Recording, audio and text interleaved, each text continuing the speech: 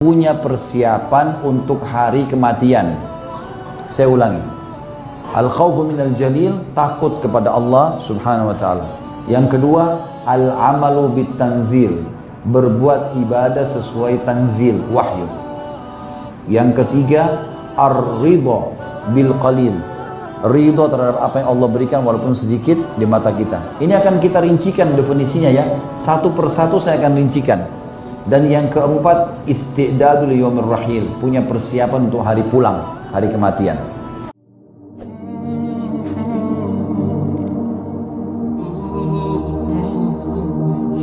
Punya persiapan untuk hari kematian.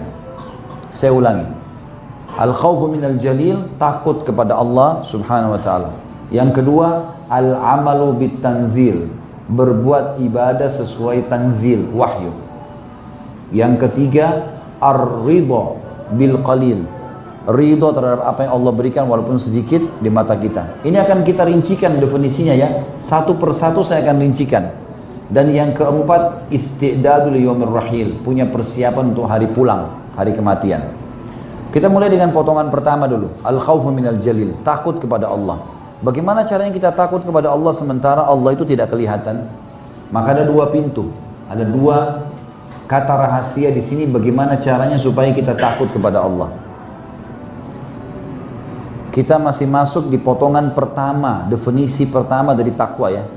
Dari 4 potongan tadi, takut kepada Allah baru ini yang kita mau rincikan sekarang. Untuk takut kepada Allah harus ada dua hal. Yang pertama, memahami hakikat la ilaha illallah. Memahami hakikat la ilaha illallah. Maksudnya, tidak ada Tuhan di langit dan di bumi yang berhak disembah kecuali Allah. Dan ini sudah panjang lebar kita jelaskan di tema kita sebelumnya, kenalilah Tuhanmu kau akan bahagia. Artinya memang tidak perlu kita repot-repot mencari Tuhan selain Allah subhanahu wa ta'ala. Tadi sudah panjang lebar kita jelaskan, datangkan semua yang disembah selain Allah, apa andil mereka di daun pohon, di buah, di pisang, di manggis, di durian, di kulitnya, di aroma rasanya, di warnanya, manusia, di kita ini sekarang, di kulit kita, di daging, di urat saraf, di tulang-tulang, di sumsumnya. Apa andil semua yang disembah selain Allah terhadap itu? Sementara Allah Azza wa Jalla satu-satunya mengaku menciptakan semua itu, teman-teman sekalian. Ini hal mendasar sekali harus difahamin. Orang kalau tahu bahwasanya tidak ada lagi pencipta di langit dan di bumi kecuali Allah, maka akan membawa dirinya pada ketentraman jiwa, karena dia tidak perlu takut, tidak perlu bergantung, tidak perlu memohon, tidak perlu mencintai, tidak perlu membenci, kecuali untuk dan karena Allah. Ini kata kunci rahasia. Nabi Muhammad SAW berdakwah 13 tahun di Mekah, 10 tahun di Madinah. 13 tahun ini Bapak Ibu sekalian, 10 tahun pertama belum ada sholat 5 waktu, belum ada puasa Ramadan, belum ada jihad, belum ada haji. Lalu apa dakwah Nabi SAW 10 tahun? Karena Isra Mi'raj terjadi di tahun ke-11 dari masa kenabian. 10 tahun pertama nggak ada. Ternyata berkisar di hadis Nabi yang mulia, Qulu la ilaha illallah tuflihu.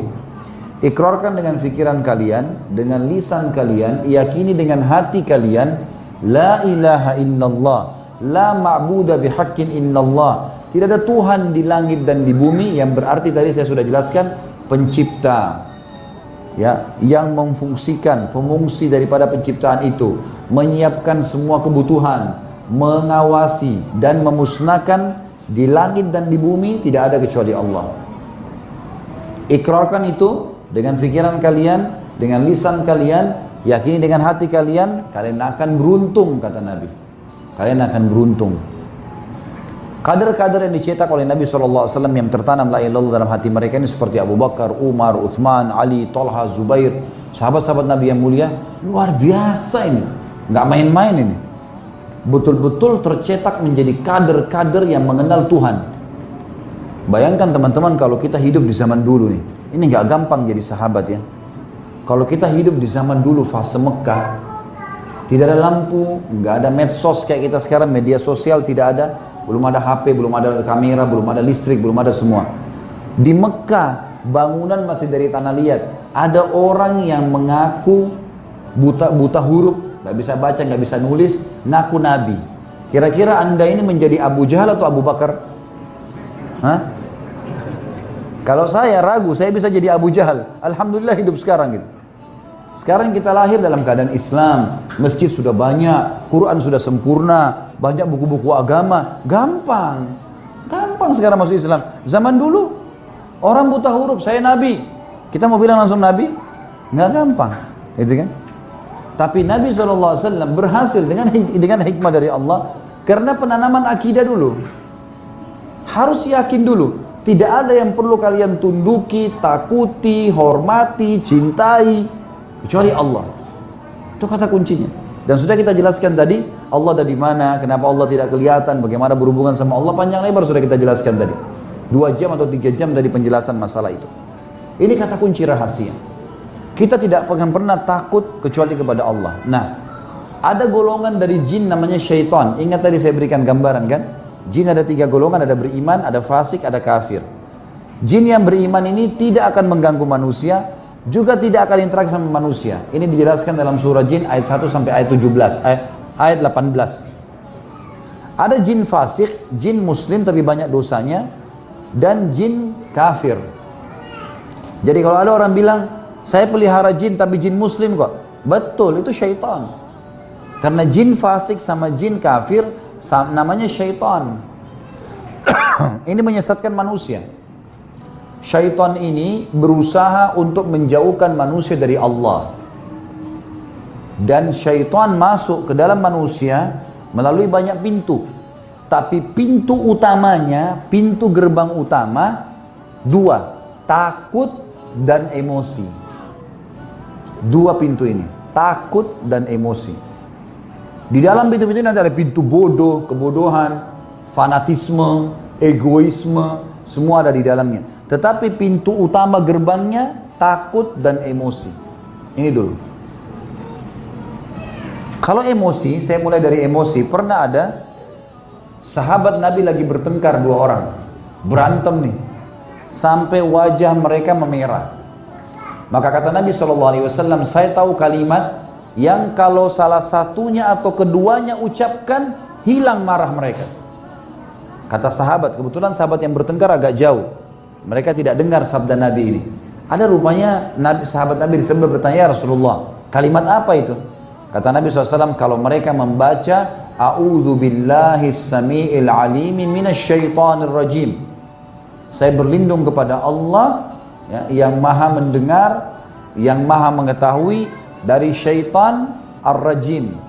Ini di Malaysia diterjemahkan apa rajim ini? Dirajam. Itu betul. Saya sudah sampaikan di Indonesia agar diganti kalimat terkutuk. Nah, di Indonesia kita terkutuk, mestinya terajam. Betul. Ar-rajim itu dari kata-kata rajam. Apa itu rajam? Dilempar. Dan ini penting.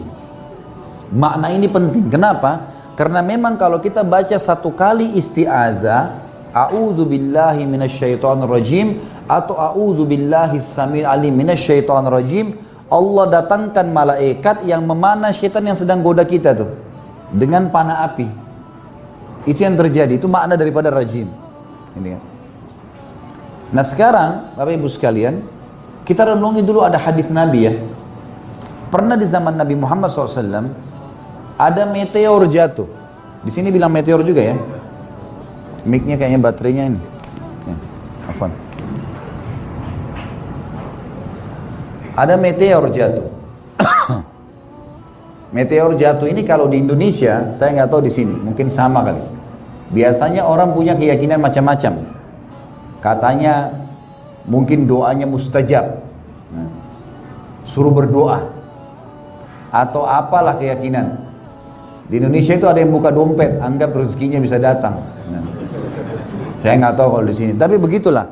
Tapi yang jelas di zaman Nabi Muhammad SAW pernah jatuh meteor, kemudian Nabi bilang SAW kepada para sahabat, apa yang kalian bilang di zaman jahiliyah dulu, sebelum Islam datang kalau lihat seperti ini?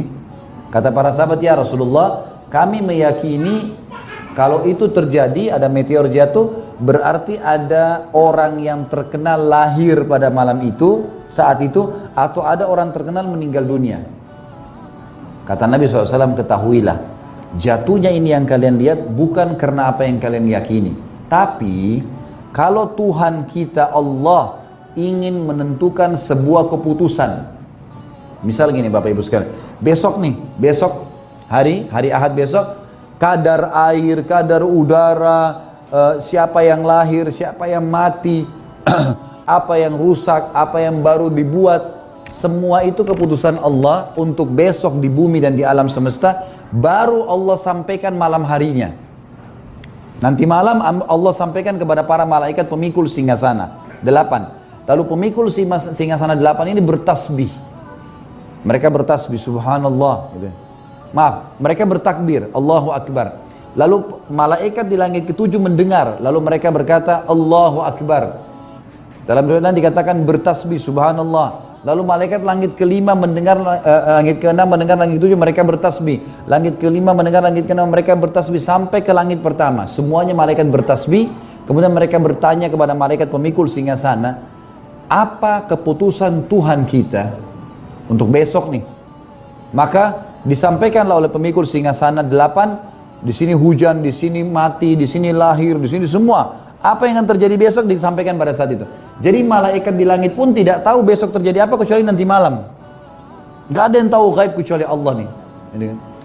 Nah kata Nabi SAW, syaitan susun badannya sampai ke langit pertama. Dengan hikmah Allah. Kemudian mereka mencuri informasi dari malaikat. Dengar, ini besok hujan di mana, siapa mati, siapa begini. Lalu mereka akan temukan banyak malaikat di langit-langit itu yang memanah mereka dengan anak-anak panah berapi. Dan itu dari bintang-bintang, serpihan meteor itulah anak panah malaikat. Sisa anak panah malaikat. Makanya dalam surah Al-Mulk Allah bilang tentang bintang apa? Wa ja'alnaha rujuman lisyayatin. Dan kami jadikan itu sebagai rajam bagi syaitan-syaitan yang datang mendengar, gitu kan?